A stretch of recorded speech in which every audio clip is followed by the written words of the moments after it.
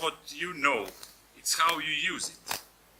So the network, I would say, network in quotes, knows many things about us. Every single one of us that has any digital footprint, any digital presence, leaves a trace in this digital world. But it's not what is known about us, what someone knows about us. It's the way it's used. And if we define, I suppose, legal frameworks and all other frameworks that we can control how the data is used, especially misused, then we can have a better world. Wouldn't it be nice if you are on vacation somewhere and you have an allergic reaction to something, for the local physician at your hotel resort to be able to access your medical data in just the same second to save your life? But it's also the same, it is also bad if someone wanted to stop me from talking here, just slipping some little substance that can read about my allergic reactions that are maybe public and accessible, and just slipping it something in my coffee, and I won't be able to be here. So it's not what we know, it's how we use it. Or is it secure? Yeah. It's going to be secure, and it's always going to be insecure. The way we secure it, someone will find a way tomorrow to breach this, and then they will find another way to secure it, and then someone will find another way to access it. It's going to be a constant battle. Yeah, it's going to be a constant battle. Slobodan, you want something to add on this?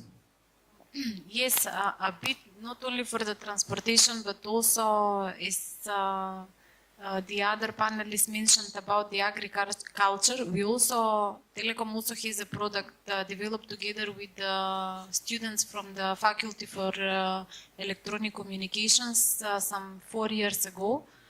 Unfortunately, we still do not have commercial customers on it. But still, if we talk about the data and sensor networks and what type of data the sensors are collecting and how they are stored and what kind of privileges for the users this could have, they are enormous. So I would say when we talk about the Internet of Things and about the vulnerability of the systems, of the users and of the owners of the data, at the end, it is again the human reason who is the main, the biggest vulnerability point. It's not the data itself, it's not the system, it's not the network. It's us. It's always the human. It's always us, yeah. You wanted. So I'm going to ask a little bit of a different question.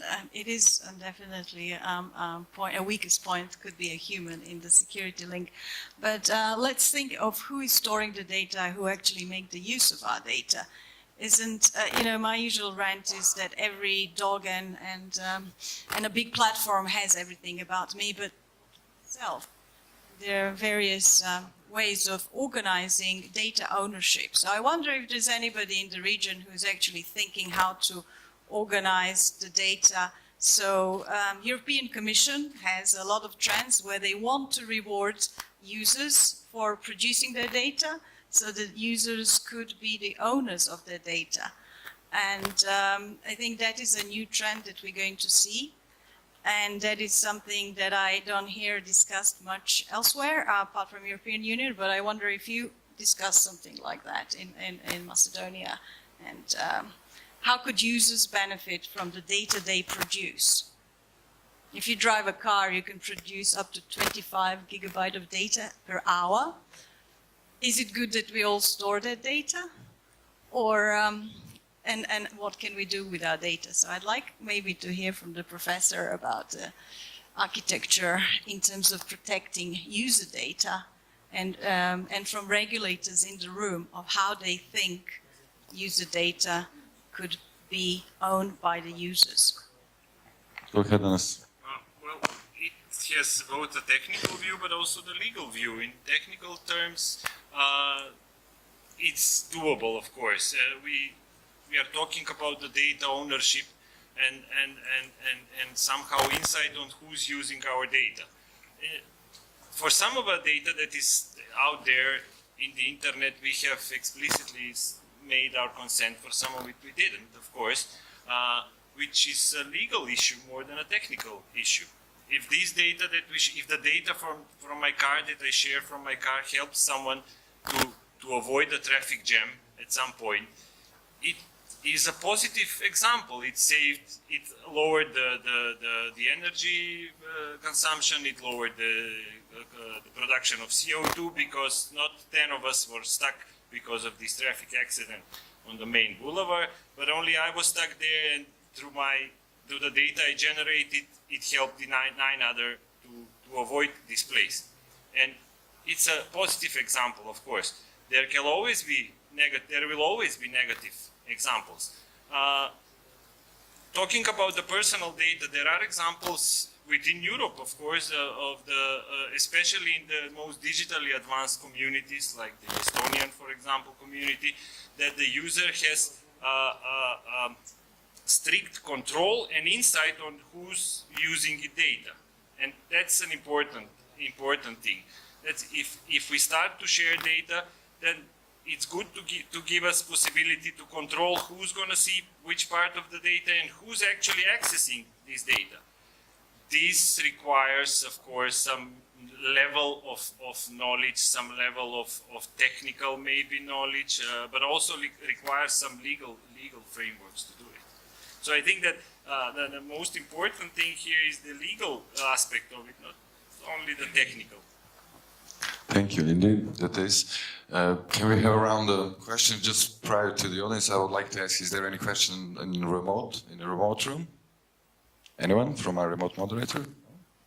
Okay. So in room.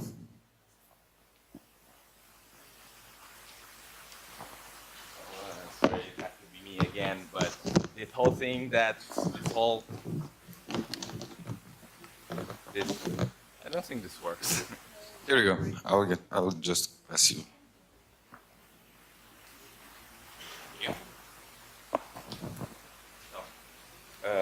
This whole concept that we can give away data and then we can still retain control over it is utter fantasy. So if you think that, please wake up now, because it's data. Until you give it away, yeah, you do have control over it. But once you give it away to someone who just crosses his heart that they won't misuse it, they won't use it in any other way than stated, this is just hopeful thinking. I would add naive hopeful thinking. It will just not happen. Once it's out of your control, it's out of your control. The thing that the EU Commission or someone will come and create some kind of framework where we can monetize our own data. It's fantasy. It's not science fiction. It's just fiction. Maybe there is some science in it, but yeah. Any other question? What's that question? No? Anyone else in the audience? Okay. So now, yeah, go ahead. I must say, it's not always about monetizing it. You have the same dilemmas whenever you do something. Whenever you buy a product, you're not sure whether it's going to work. And if it doesn't work, you try to revoke to collect your customer privileges, or try to get it back, get the money back, or everything. Especially us in the research and education community, we believe in sharing. Because without sharing, there will be no science and no progress. If everyone keeps it to himself, it will be no progress. Our progress is based on sharing. Internet helped the educational community. It was developed and it was adopted first between, if I take aside the defense, it was adopted by the academics because of the easy way of sharing data. So I'm not always saying personal data should be shared. Of course, everyone should have a control what kind of personal data it's sharing, but sometimes it can be very helpful. Thanks. And another, go ahead, please. Here it is. Here is the one is working. Yes, there is a contact. Okay. I think that in the back we have some dilemmas. Yes, we are living in a digital world, and we are not trying to have total control or total regulatory framework that will assure us that everything will be in line with the law. There is always possibility, but at least I think that we should try to create some regulatory framework in order to avoid abuse of this personal data. We are sharing data, we are working in a digital world, in a digital environment, so we just have to find a way how to try to control it and not to influence it. And on the other side, we are witnesses of this, what was Google Forget case, you remember? So there is always possibility personally to check. It's easy tool and you ask Google to forget everything about you, and then these are small steps. But there are a lot of challenges in front of us because we are facing with enormous amount of either personal or other types of data. So we should look for a way how to narrow the possibility for abuse of this data. So this is my opinion. Thank you. Anyone else? Okay. We will now go ahead. Are you a regulator? A telco operator. Thank you. From Macedonia. Thank you. I think that is a really good segue into this challenge about data ownership and how users experience the whole Internet of Things network, to introduce Valentina, who will speak from a civil society and a user point of view of her challenges in the Internet of Things. So, please. Thank you. Hi again and again. Okay, Internet of Things against the four, I don't know. But I would say that, okay, I was listening to the smart city of Skopje. And then I closed my eyes and was thinking of Sarajevo. And I was seeing Sarajevo. And then I opened my eyes and realized Sarajevo smart city. We have buses that are 20 and more years old and trams. We have no accessibility for many of the buildings. So for the side, the walks have car parked. So are our city becoming smart because of a chip that is put somewhere else? While we still lack, in Sarajevo, I lack the basic. If I am a disabled, I cannot enter the bus, the tram.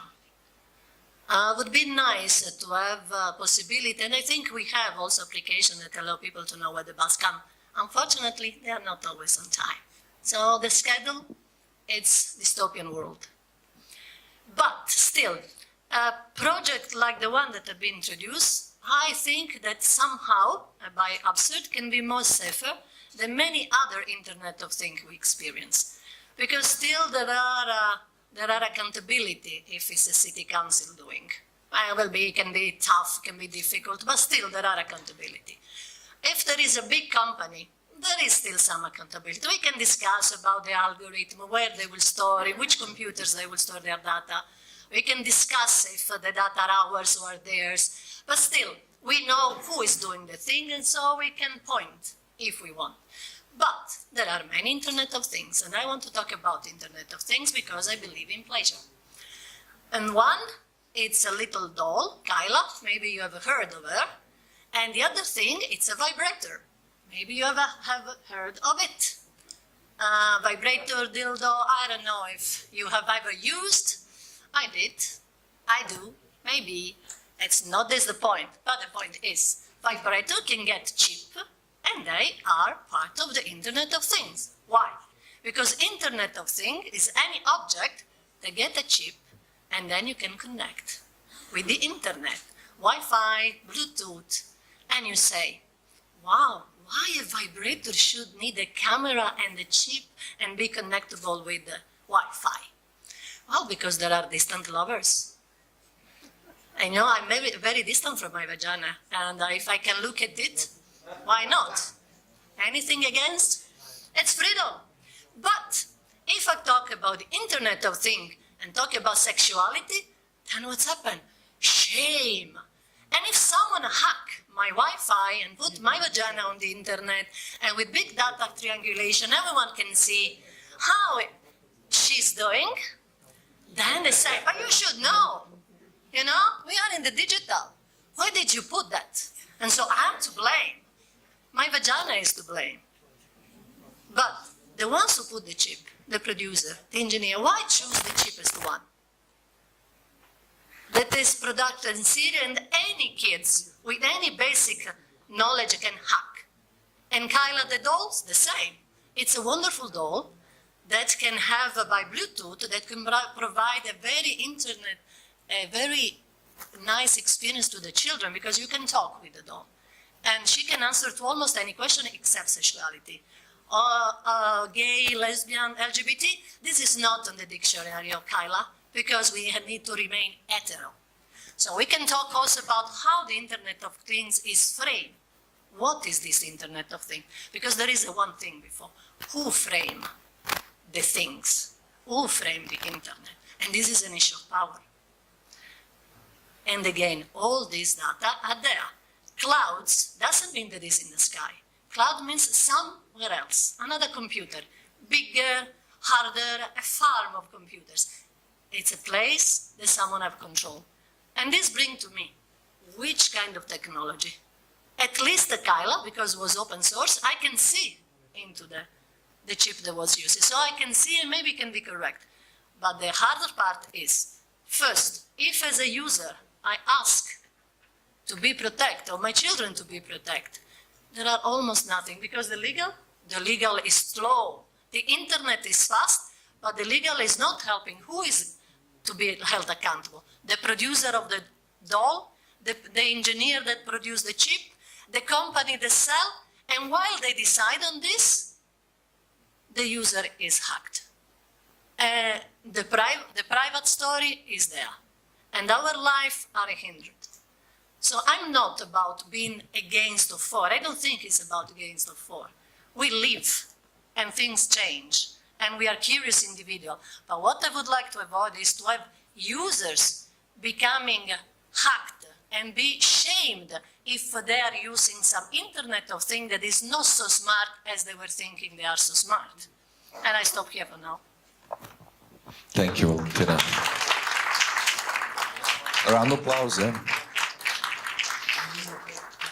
So that would be from user perspective. So that's why we actually ask, what kind of this device would she would need to have? What is it? Integrated security? Is it integrated control? Is it accountability, like clear accountability?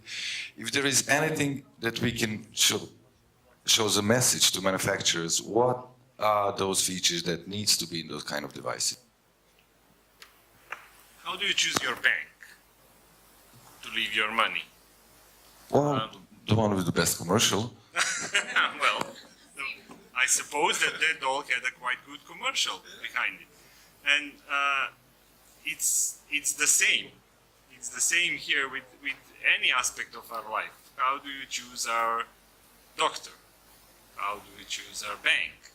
Do we trust them? At the end, we end up with trusting each other. So the same thing we have here. There can be a better chip. It will cost more expensive. There will be a better algorithm. There will be a better network. There will be a more secure storage. But it's just a technology, and someone will find a way maybe to get access to it and misuse it.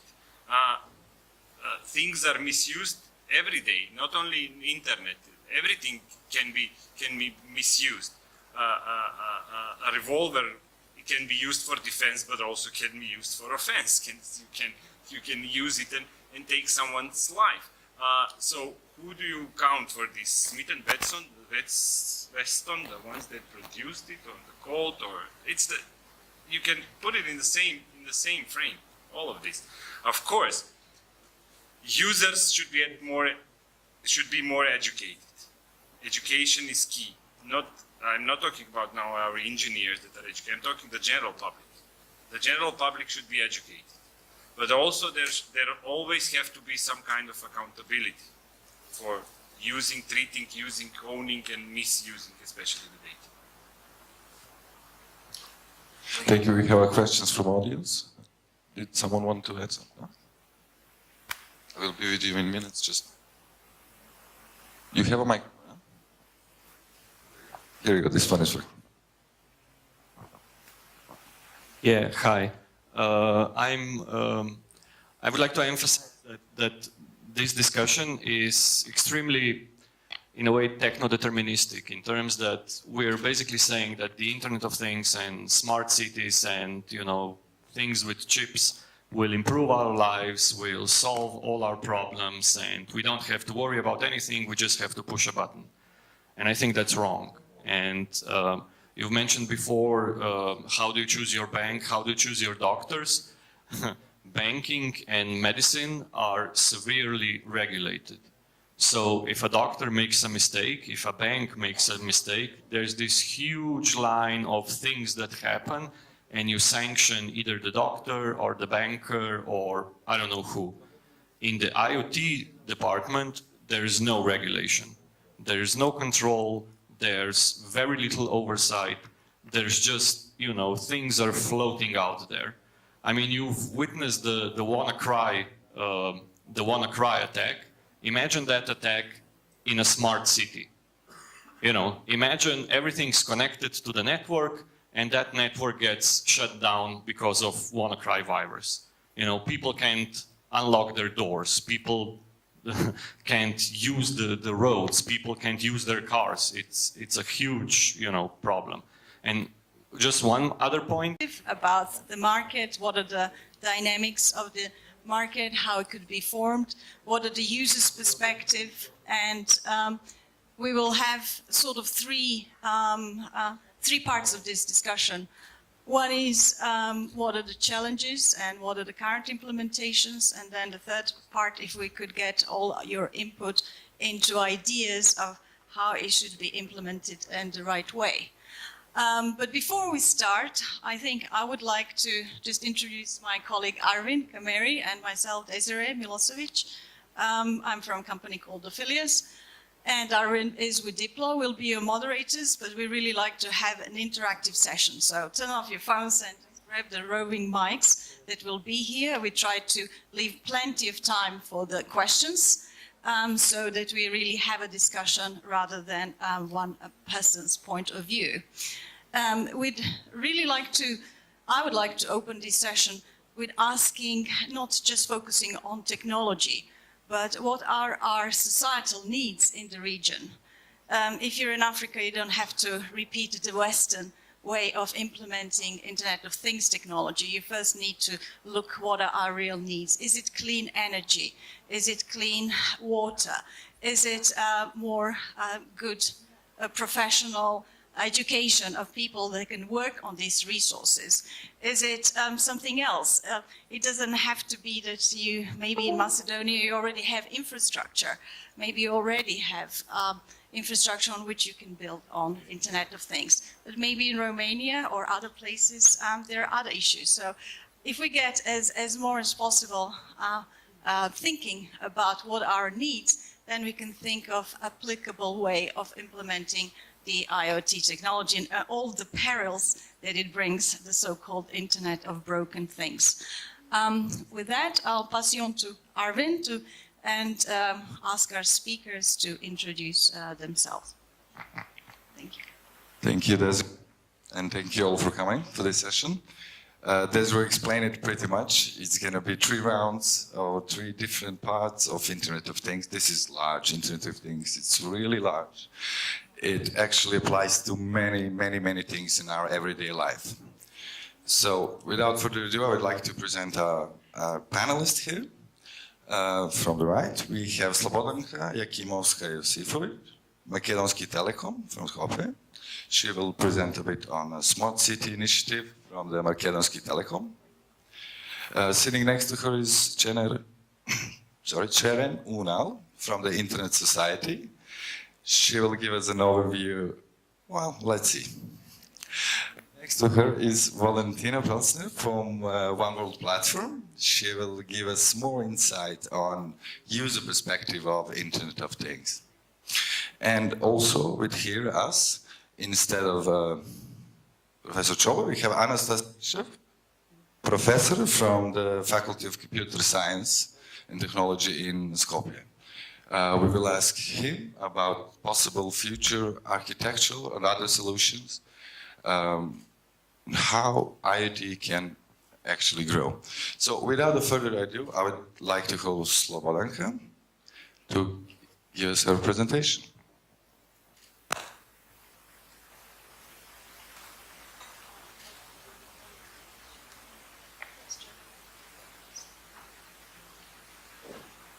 With the introduction of the Smart City project of Michalski Telecom, the citizens from Skopje will be provided with comfortable, fast, and efficient transport, suitable for a modern metropolis. Can you just, no.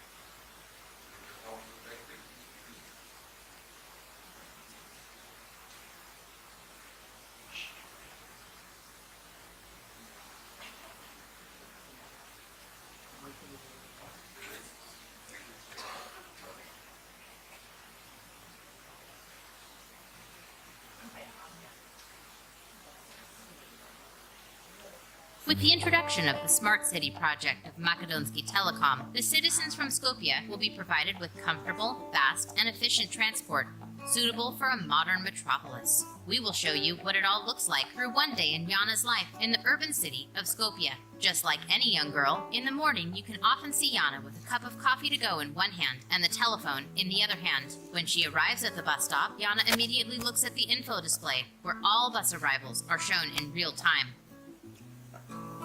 Jana gets on the bus she wants, and while doing so, she is able to have a fast and easy reading of her smart card. A single bip greets her at the validation device, and she is already in her seat. Coming back from work, instead of going to the ticket sales point of public transportation company to top up her account, Jana simply goes to the device that operates 24/7 and enters money. In addition, on her way home, she sends an SMS in order to find out the time of the next bus. And she goes to the supermarket nearby because she has just enough time to get the groceries and then catch the next bus. Even if she hadn't managed to find the device, she still would have been able to pay for the transport with her smartphone with the help of MobiPay by simply dialing the number 185. As simple as that, isn't it? Yes, Jana adores planning each minute of her time, and isn't that a privilege that we would all like to have? Yes, Jana is lucky because she has chosen the most comfortable way of moving around the city. Skopje, her city, has become a smart city, thanks to Michalski Telecom.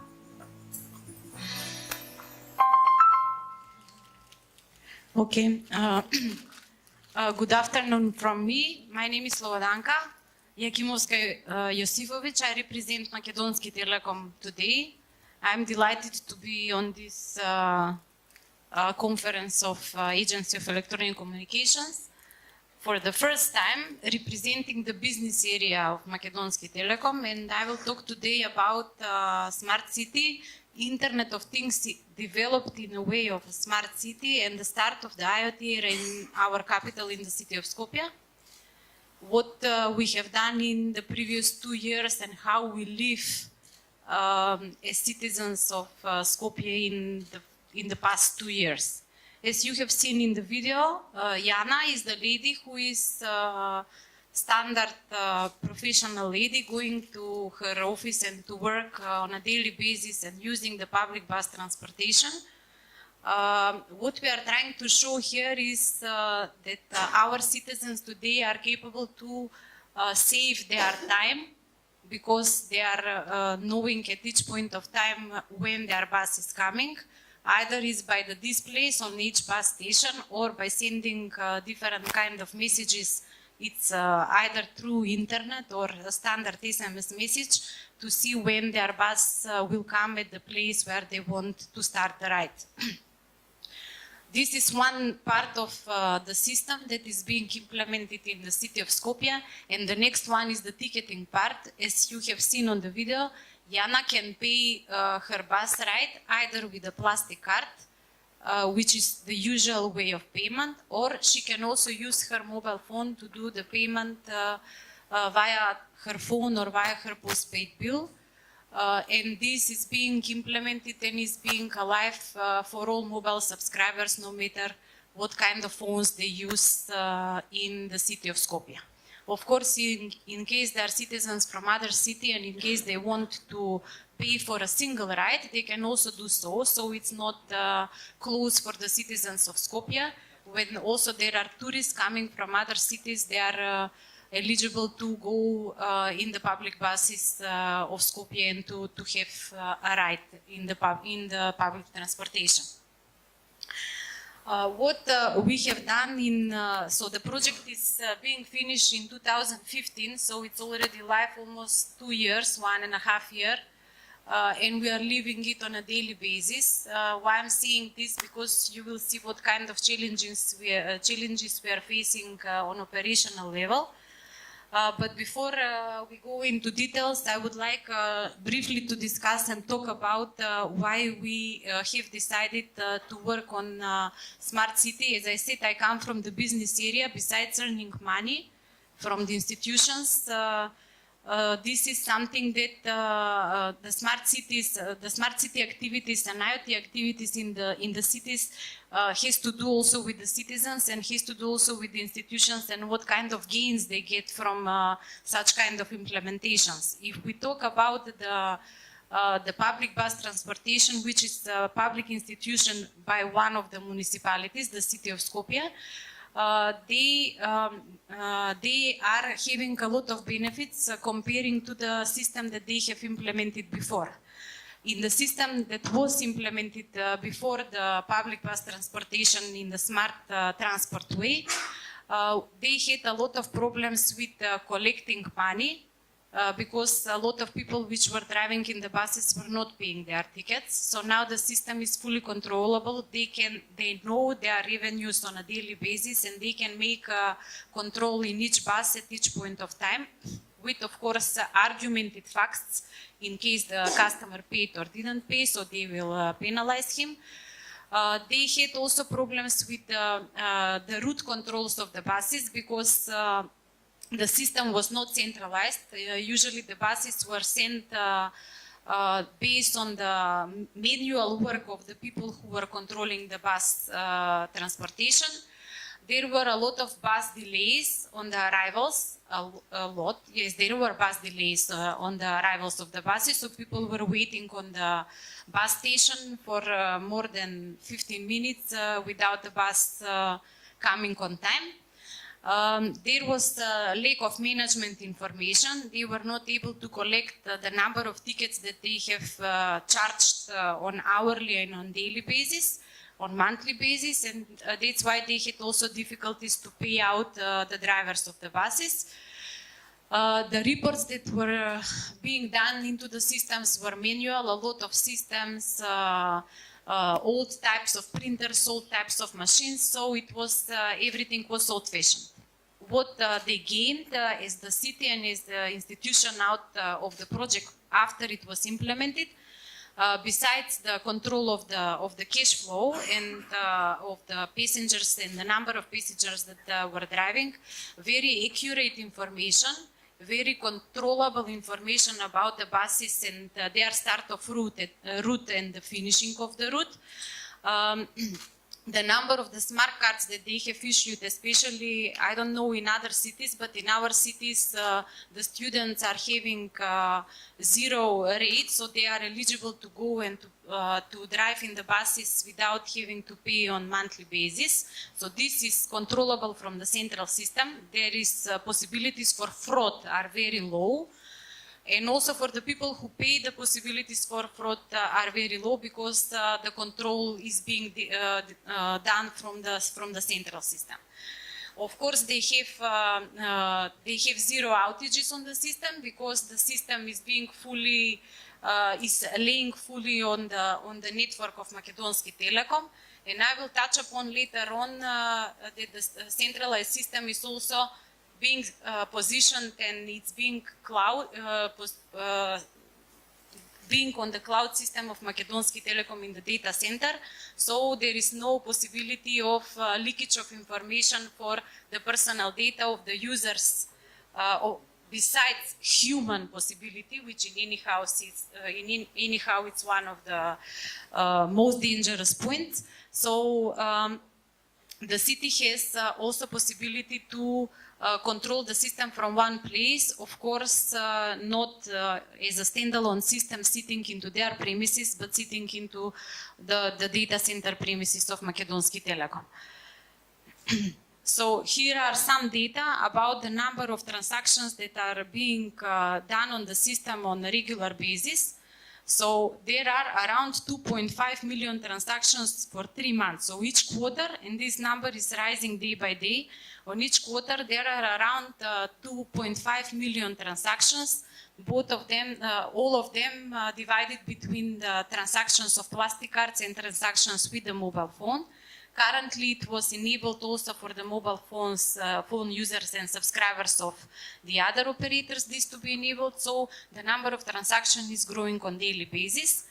They have sold around more than 200,000 tickets for the past 1 year, plastic tickets for the students, for the retired people, also for the people who are working in companies as company benefits. Around on daily basis, we are counting around 150,000 transactions, and the accuracy on the information for the buses that are arriving on time or not on time, and the time when the bus will come on the bus station is around 99.9%. As I said before, the system has two major parts, two functional parts. The first one is the smart ticketing part, it's about the payment, and the second one is the vehicle control. All of it is being underlaid on the network and connectivity from Michalski Telecom. So just for your information, in each of the buses there are at least 4 devices, IoT devices, each of them equipped with a SIM card or a different type of communication capability in each of the buses. That's how the buses are being controlled and are being driven through the network of Telecom. All of the information are being kept on infrastructure and on a platform as a service being positioned in the data center of Michalski Telecom. So the customer, the city of Skopje and public bus transportation does not have anything to do with system administration, with paying of the licensing, with administration of the application, nothing. So they are just using it as a platform from the central system. Additionally, this has different advantages, as maybe we will discuss upon in a bit more in the second part of this discussion, about the security and about the privacy of the data. But we consider that in each of the IoT implementation, no matter for the smart city or for residential products, it is important that the data are kept in single place, because that's how the guarantee for the security and for the data protection is being on the side of the operator or on the side of the provider of the service. This is the number of the places where the system is being deployed. It's around 650 buses that are being equipped with the system, with this IoT system. There are 8 places where you can buy the service from the public bus transportation. These are the same places that were existing before. There are additional network of around 100 places for topping up of the same as for prepaid top-up. They are being used also for top-up of this plastic card. There are this standalone machine, as Jana was about to top up her account, website, and of course, as I said, mobile payment being done through one single number for all subscribers in Macedonia. Additionally, the LED displays are existing not on each bus station, because this is how it was designed at the very beginning, only on the places where there are a lot of crowd. So it's only 50 of the bus stations that are being equipped with the bus displays, although in Skopje there are around 1,000 bus stations. Not all of them are being equipped with these devices. Additionally, we have provided also a website where you can go there and top up your account. You can see additional information, send SMSs to get enough information when the bus will come at which bus station. This is the ecosystem. As I said, everything is being provided through the communication network of Telecom. The web portal and the customer service, of course, they are help desk. They still have a help desk where they report problems on daily basis. And we are going on site and doing the necessary servicing of either the bus or the software or each part of the system. As it was mentioned on the session before, last year, but our award was not mentioned. We were awarded with a prestigious award from this World Congress on Information Technology that was held last year in Brazil. So our project of Michalski Telecom for Smart City of Skopje as a solution was awarded in the category Smart Public Transportation. Sustainable growth category with the prize of ICT Excellence Award. This was on the picture. There on the picture you can see one of our representatives from T-Systems Brazil who was there to pick up the award in the name of Michalski Telecom.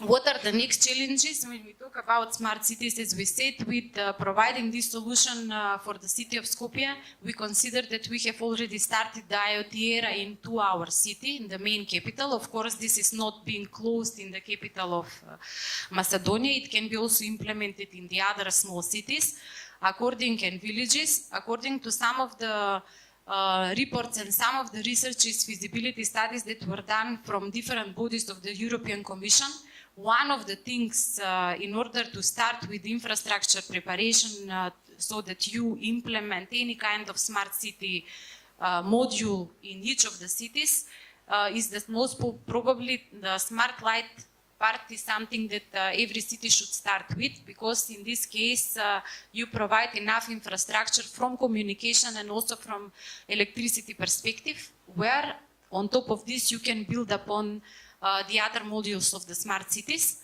However, even with this, having the network at the background, we still consider that it's possible that we upgrade, as also in the other metropolis in Europe, that we upgrade our solutions so that with the same card, so-called now in our case Skopska, you can go and rent a bike, you can go and visit the zoo, you can go and pay the ticket for the parking places. So it is, the possibilities are enormous. And this is the way that we have started working 2 years ago, and we continue. As I said, not only for Skopje, also for the other cities in Macedonia. Yes, this would be it from my side. Thank you. Thank you. And can we have a WebEx on our screen? No? No WebEx. So, okay. We had a remote panelist who would... Can we? Yeah, please. In this first part of the session, we try to actually look at the business solutions, not so IT related, but IoT related. So next to the smart cities, another big promise for Internet of Things is an agricultural Internet of Things. So if we have a WebEx, we have on online participation, we'll have Dan from Atoms and Bits, which are representative of Libellium, and he will actually give us an overview of the most latest agricultural IoT solutions. Do we have him? Can we? Dan, can you hear us? Hello. Hello, Dan. Can you hear me? Yes, we can hear you, Dan. Please. Oh, very good. Hello, everybody. It's a pleasure to be part of this event. Unfortunately, I was not able to join you personally in beautiful city of Ohrid.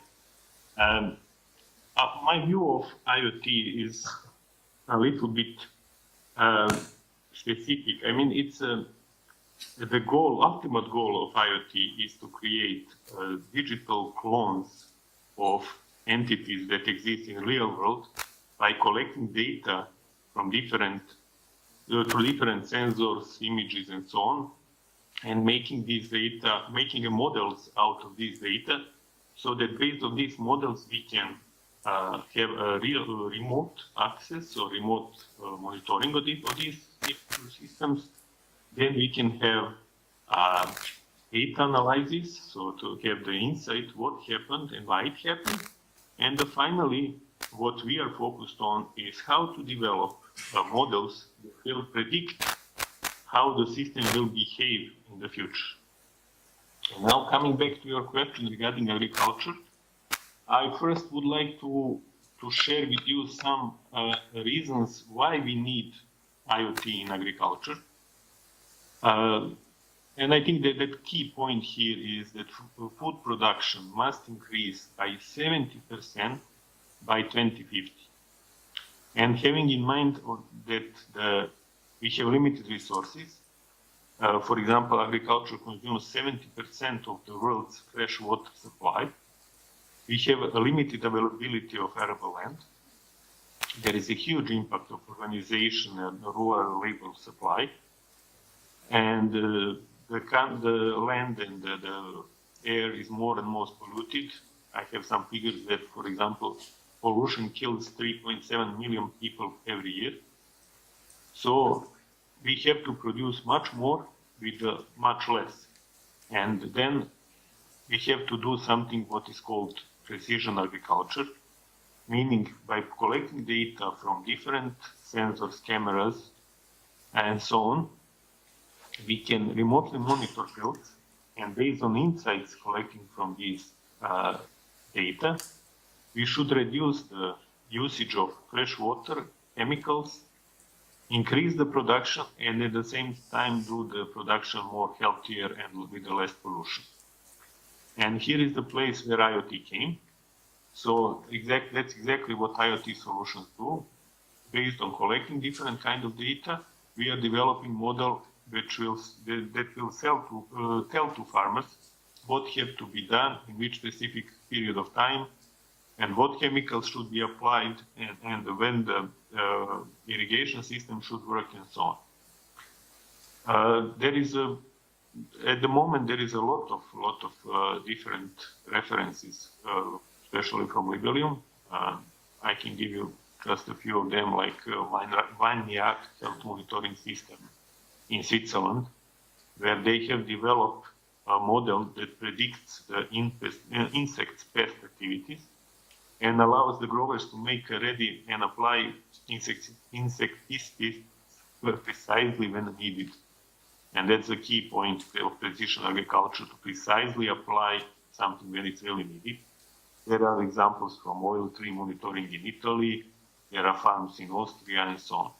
And I can give you just one short example of what I'm doing here with some apple producers. So they have some like five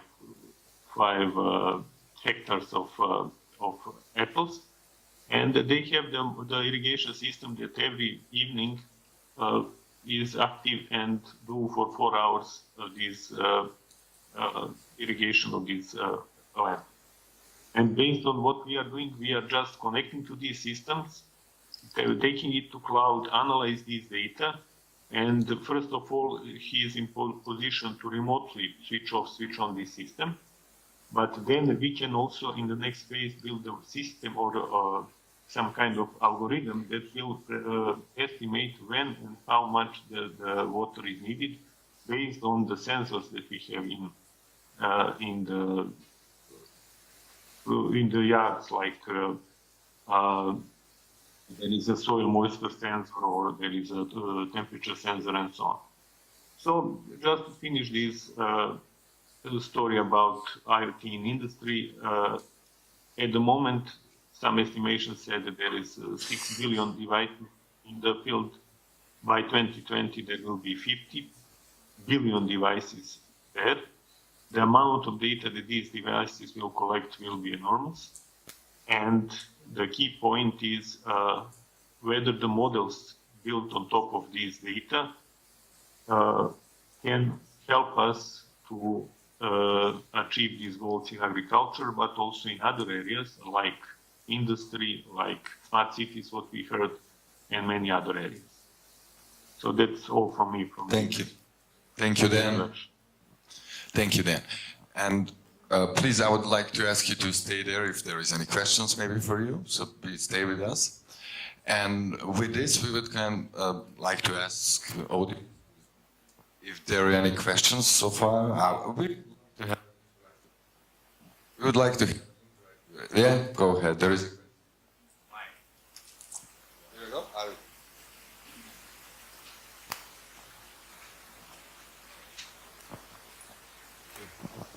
Thanks. I'm Matei. I'm Matei Vasile from Apti, Romania.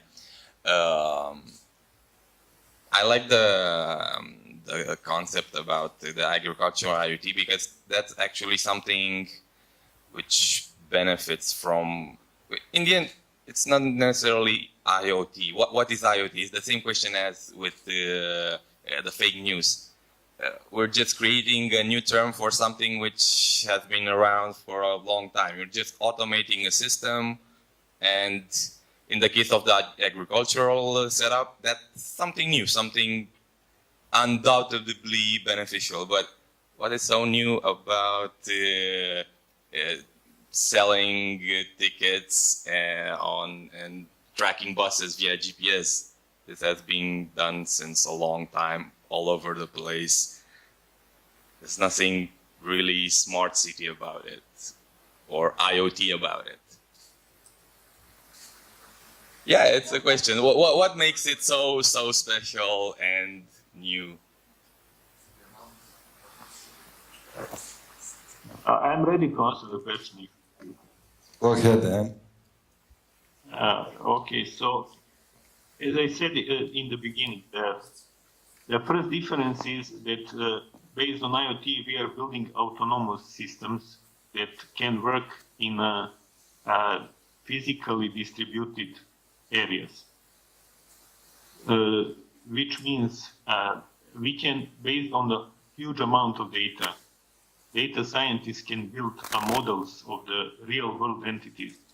And based on these models, we are in position like never before to do something what is called predictive analytics, which means, for example, in production, in industry, you can predict when some equipment will fail, or in agriculture, you can predict when some pest will come, or that there is some special event, whatever is in agriculture.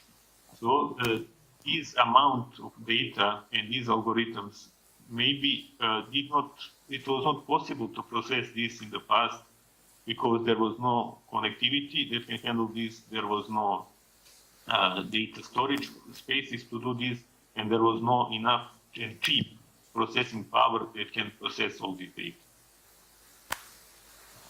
Thank you, Dan. I don't know whether I answered your question, but... Yes, thanks, Dan. Anastas would also like to add something.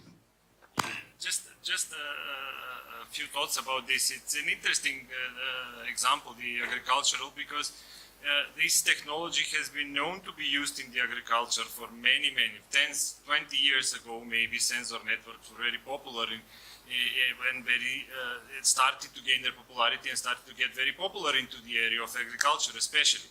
But we'd like to now make a difference here. We are not talking more about the sensor networks or the networks of small sensors that can collect data and help us maybe in real time to make some decisions.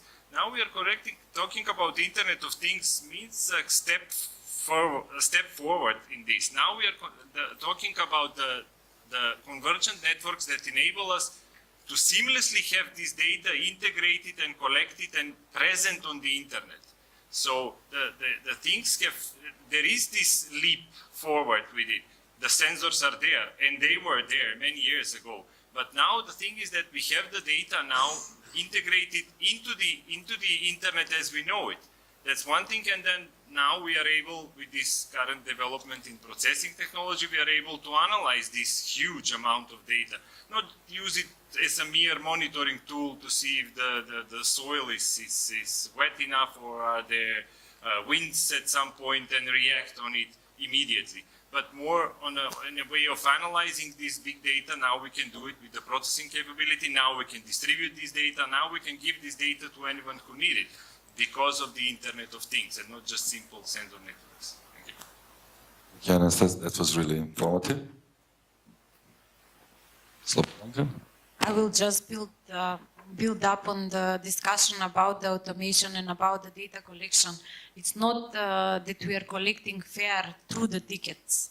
We are able to collect all the data about the customers and how they use the public bus transportation. The system is capable to predict in case there is some accident happening on some of the traffic lights, that the system is automatically rerouting the bus to drive in the another location. It's not that we are talking only about automation. We are talking about data collecting. We are talking about predictive models. We are talking about data analytics and big data.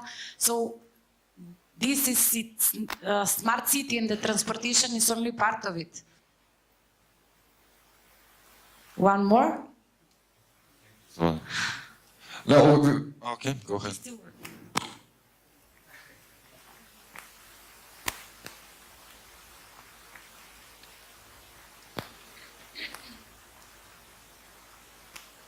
So to the whole, okay, we're going to route buses around the crash and stuff like that. I have just one word for you: Waze.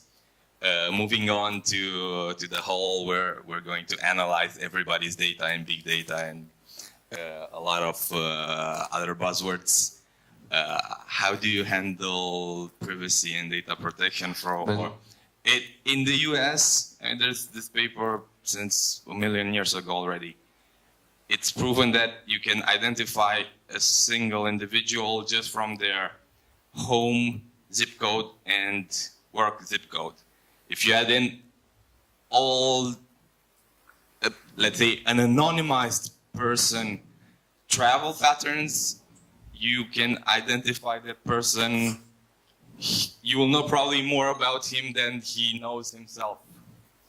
So have you thought about that? We were just to discuss so that. you are seeing it as like this is a good thing, but there's going to be a second part of this conversation. What kind of machine for washing clothes you have at home? The non-IoT one. So How do you know? Because I know. Because I'm an engineer. Unfortunately, not all the people are engineers, so they have trouble knowing what's good for them and what's bad for them when it comes to this kind of privacy invasion. Thank you, Anton. We were about to discuss that in the second round of another intervention. So, Desiree, did you want something to add? Just to thank for this interaction. I think it's leading to where our next part of the panel is going, and I think you make a good point of what is the difference in the internet network of networks and the internet, and I think that our speakers provided some insight, but rightfully so. I think you point to the biggest challenges of how the data is used and whether users who have Internet of Things in their fridges or homes or cars or in their fields are getting access to their data or somebody else is using it. I think with that we have an expert here who is going to talk more about big data and the challenges that it causes to privacy. So I'll ask Charan to continue and comment on this. It's working, right? Okay. Hi, I'm Ceren Ünal.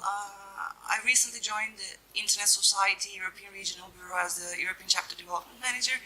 Originally, I'm an IT lawyer from Turkey.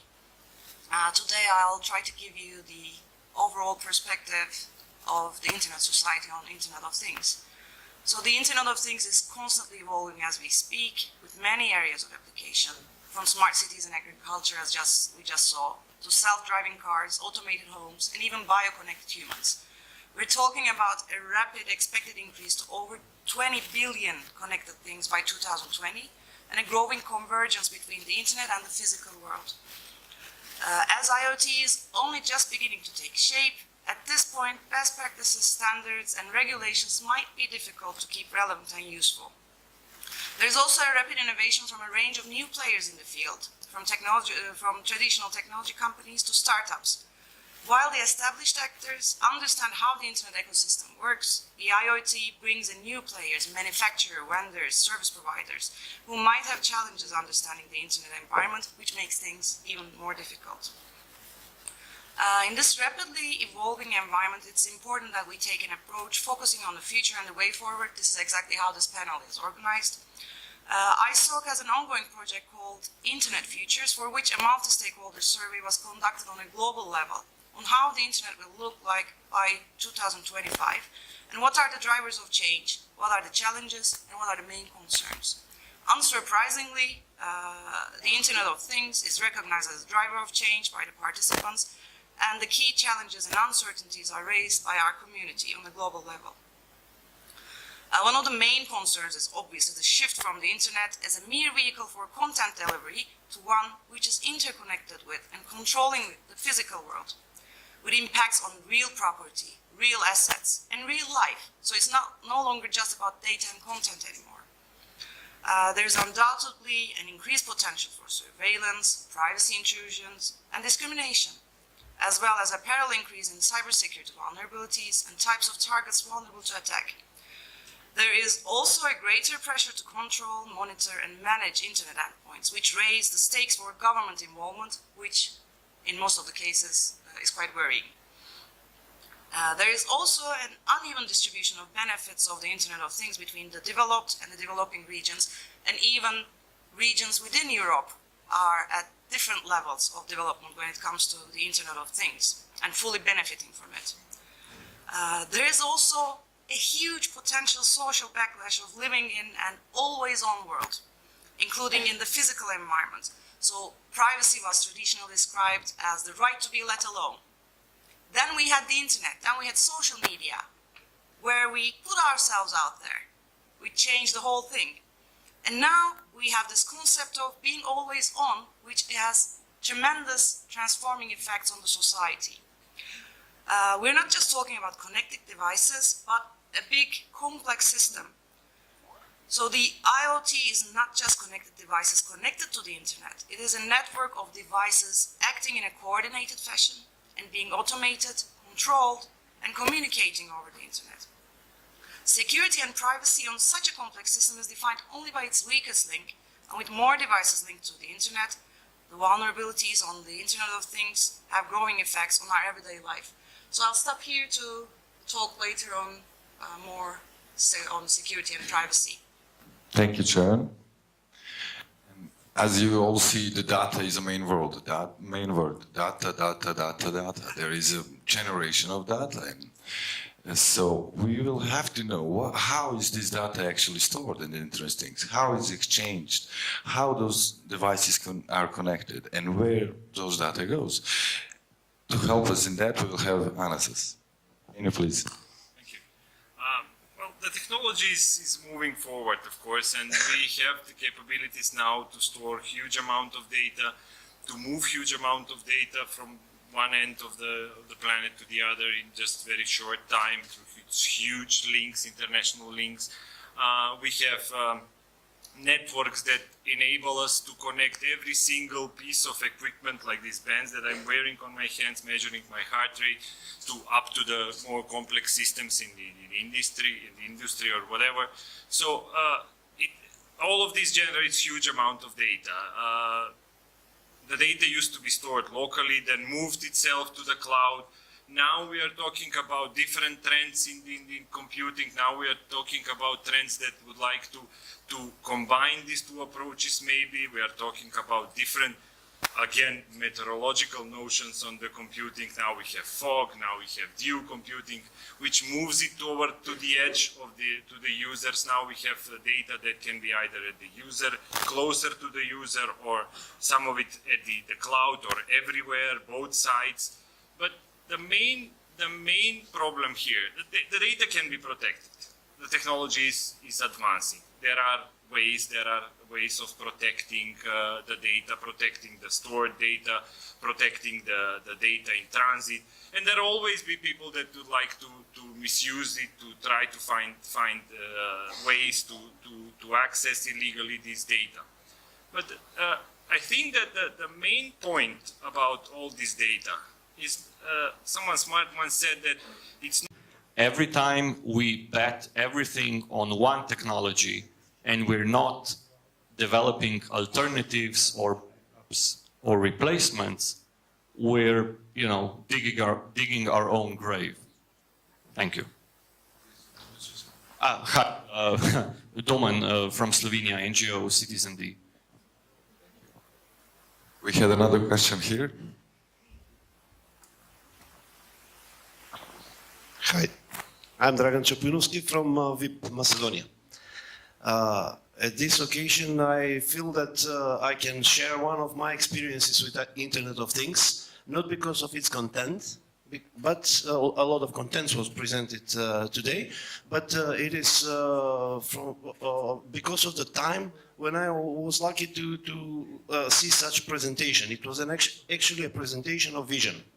In 2001, so 16 years ago, I was lucky to be in Hewlett-Packard in California, and there was a presentation there. Probably a lot of you have seen that presentation of their vision for the future based on exactly Internet of Things. At that time, it was not Internet of Things. Nobody was mentioning such terms, but it was actually based on collecting information, keeping information, analyzing information, and using that information in the practical life of one person.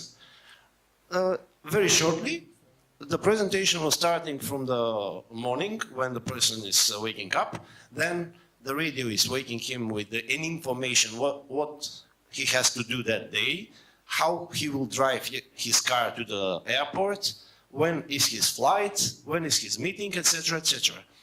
When he enters the car already has all the information for him, so it adapts the seat, adapts every instrument in the car, and during the driving, the navigation system takes him to the airport, so when he gets to the airport, everything recognizes him inside, no check-in, no luggage, no formalities in the airport.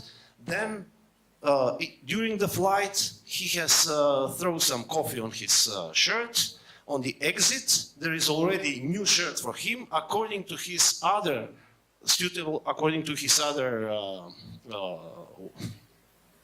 things that he wear, and he goes to the person that he need to meet.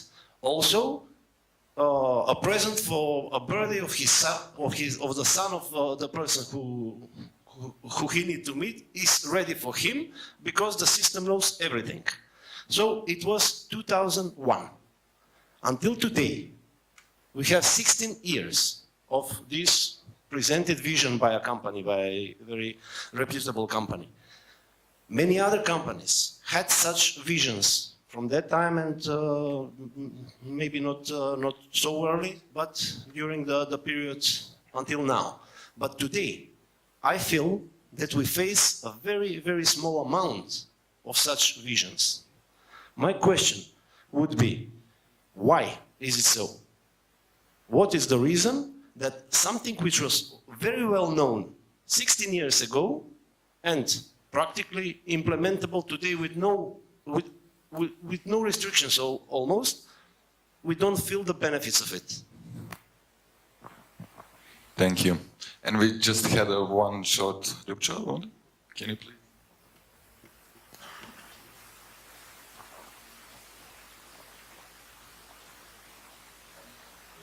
Is that on? I just wanted to chime in with something that perhaps was covered. Sorry, I entered a bit late. But I think it is very important to mention every time there's a conversation on Internet of Things, and a thing that usually goes along with it, and that is artificial intelligence.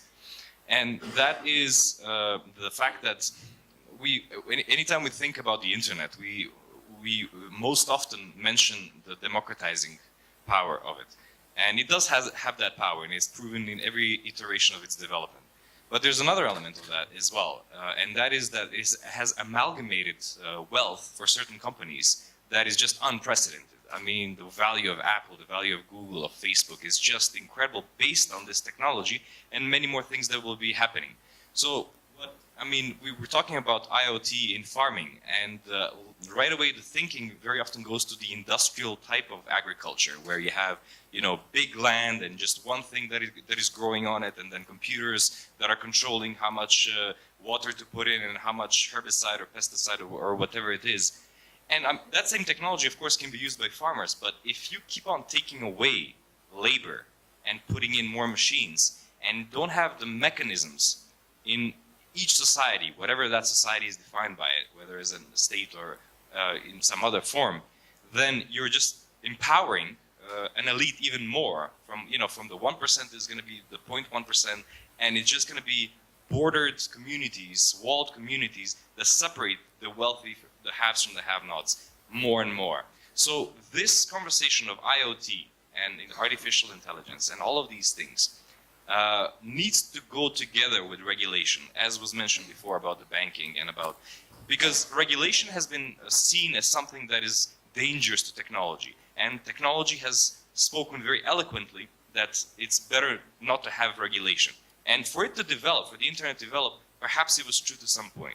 But we're now entering some stages where it really, if we allow it to develop on its own, the consequences can be really disastrous in society's structure.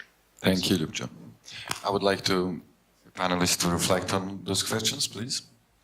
Vale, go ahead. Okay, so Internet of Things is ubiquitous surveillance. Let's be honest. You can be surveilled anytime, any moment, in any place, if we scale up. But for me, what is interesting is that it's true. Internet of Things is a wild west in this moment, because there are many things.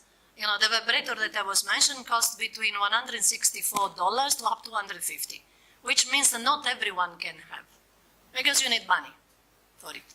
But there are many Internet of Things that are far less expensive.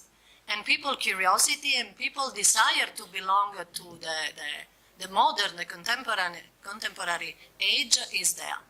But the point is that until the Internet of Things will have not regulation, meaning all the responsibility will be on the user. If we have no privacy by default, if the algorithm that then manage also all these analysis, because this is what happened, to learn from our habits and then foresee in the future and the right action, someone has to do an algorithm.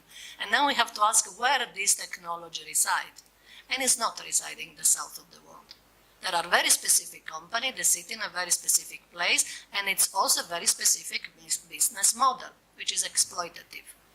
So how we regulate? Is it the regulation between the states that we don't trust anymore that much, and the company, the big company that we trust even less? Where are the people? Where are the academia? Where is the technical community? Because until it remain so big that only few companies, inside have been also an Internet of Things, all the solutions are the big solution, the Microsoft, the Oracle. I don't have anything against, but it's not possible that with the many brilliant minds in the world, there is only one model. And it's not the case that the Google, the Apple are investing on artificial intelligence. And we will become slaves because it's our data. So how to regulate? It's one question, but who is in the group that will regulate? Because people are always left behind, and the treasure is done with our data. Thank you, Alan. We are really short on time now. We have many questions, but maybe, Jelen, would you maybe to this? Yes, I'll try to address all of the questions raised, which are very legitimate questions. So we have this fascinating world of the Internet of Things, as Valentina perfectly projected. It's really hard to top that. But it's also a very fragile environment, so the need for a collaborative approach is more apparent than ever. The Internet's development has actually been based on voluntary cooperation and collaboration, and these still remain the essential factors for the Internet and even more for the Internet of Things. By the end of the days, it's the people that ultimately hold the Internet together, so the user-centric approach is often overlooked in these kind of discussions. I would like to talk about the Internet Society's collaborative security approach, which is really a no-brainer. It's based on the fact that the Internet is globally interdependent, the IoT even more, which makes collaboration between stakeholders necessary to achieve security goals, characterized by mainly some key elements. First of all, building trust is essential in fostering confidence and protecting opportunities. So the objective of security should be to foster confidence in the Internet and to ensure the sustainability of the Internet as a driver for development on a global scale. So the Internet participants from all sides need to have confidence that they can use the Internet for secure, reliable, and private communications all across the world. This brings us to the classic privacy-security dichotomy, because these issues, privacy cannot be isolated from security in these departments, and traditionally it's always served to us as a dichotomy, but why not an equation? So there might be ways to provide security without actually sacrificing your privacy. I mean, you may say I'm a dreamer, but I shouldn't be the only one, huh? The second important part is collective responsibility. So the Internet participants share a responsibility towards the system as a whole. We are talking about a global interconnected networks of network. Participation on the Internet means global interdependency. So in such a system, no single participant can achieve absolute security. And no security solution exists in isolation. There will always be threats, so it's useful at some point to recognize the fact that I agree with you. Risks to a certain level are acceptable. This is particularly important from a rights perspective, that we don't need to sacrifice our rights, and also the very reason why having a trusted system is so important. The Internet security on IoT depends on not only how well the participants manage security risks they face, but also, importantly, how they manage security risks that may be posed to others. So these factors mean that the Internet participants have, first of all, a common interest in the management of IoT to ensure its sustainability, and a collective responsibility to care for the Internet for the benefit of everyone. So this extends to the system as a whole. It's not the same as asking everyone to be responsible for their own part of the ecosystem. So a collective responsibility requires a common understanding of the problem, which I think we will do, shared solutions, common benefits, and open communication channels.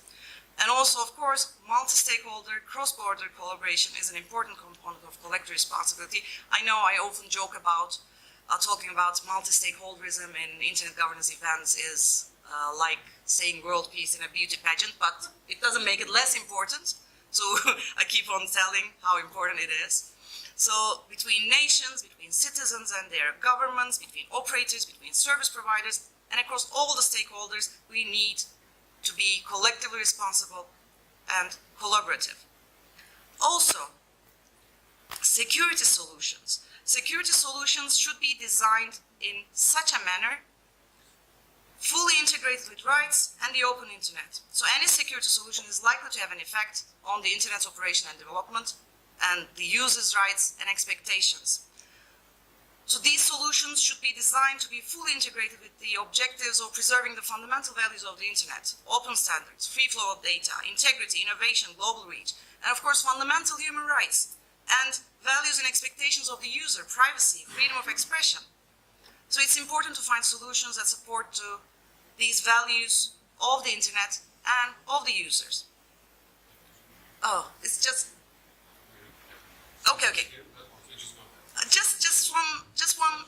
First of all, we don't need to reinvent the wheel here. We have some experts. We have experts in the technical community. So participating in some sort of unions, for example, the Internet Society is collaborating with Online Trust Alliance, and there are some standard developing organizations that can bring value in their expertise. This would also enable users and owners of devices to have confidence that these devices have been evaluated by a group they trust. So this might be a solution. Security by design is crucial. So in a highly competitive marketplace, this can make it hard to sell vendors, but the incentive for manufacturers and service providers would secure the products, and that would, in a good regulatory environment, which would be supported by self-regulation. I'm a firm believer in self-regulation.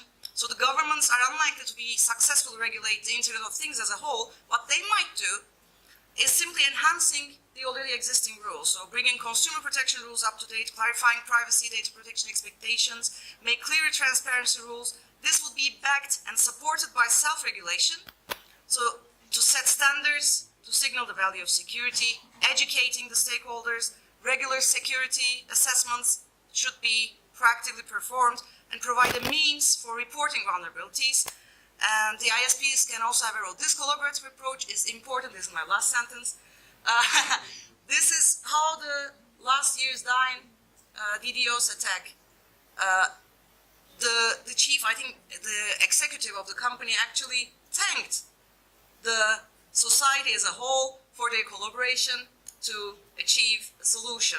And also sometimes, as much as I like grand designs, simple solutions, temporary solutions might be a good way to at least for the time being, to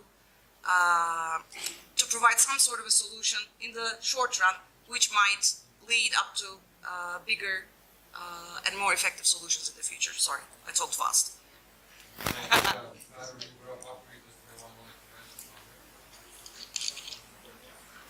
Sure. Yeah, I'll keep it super short because we need to go for lunch. I wanted to respond to Valentina's question. How do we regulate? Do we have to regulate? I think that the answer is evident.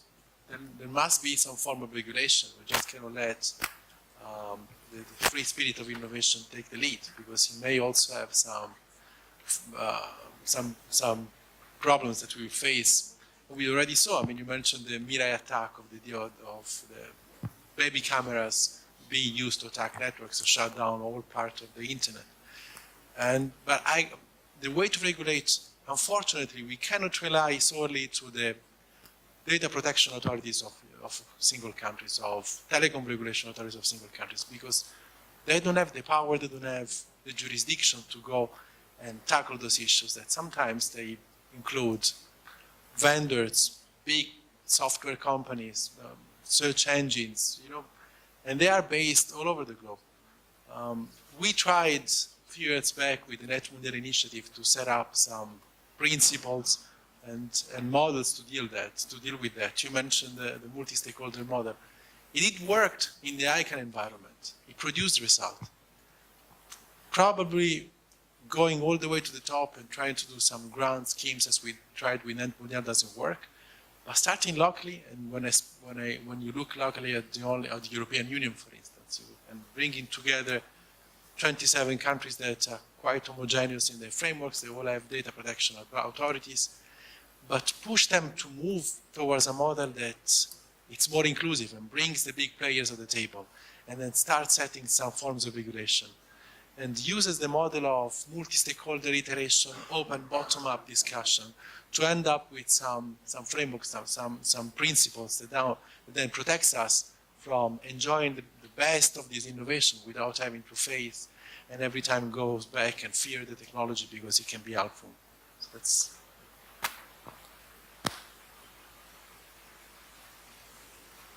Thank you. And before we wrap up this discussion, we would like to ask our rapporteurs to read us some of the messages from the session. Thank you very much. Together with Maria, we share data, and we get to firstly to, so let's see who agree with us. We need to define our society needs to be able to apply IoT in the right way. Do we have an agreement? No. Okay, so we will know that as being a no. IoT is an important component of the smart city development, and Skopje was mentioned here as being one of the Macedonian smartest city. The question is, does IoT makes our lives easier? Yes or no? No. Thank you. An important area of the IoT development is the agriculture. Due to its use in the field, we might record an efficiency grow up to 70% according to the online. Yeah. So IoT might be easily seen as well in the agriculture as well as in the smart cities.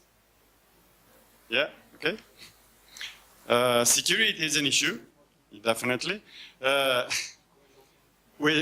However, we have to balance this with the trends in the technology. We have to pay attention to what, not only to the data itself, but to those who own it. Is that right?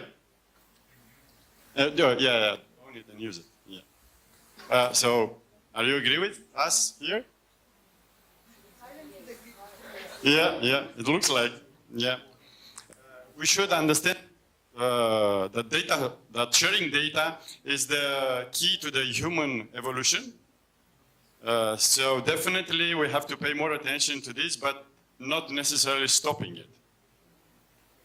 Are we agreeing that? Okay, and that's something like a conclusion. It looks like we all became cyborgs, but not in a superficial sense of combining flesh with wires and sensors, but in a deeper sense, like a human technology symbiosis. Is that, do we have an agree on that? Okay, those were, well, and regarding Valentina's statement, well, personally, I have nothing to report on that. maybe my colleague Maria here. Well, thank you very much, and we know that.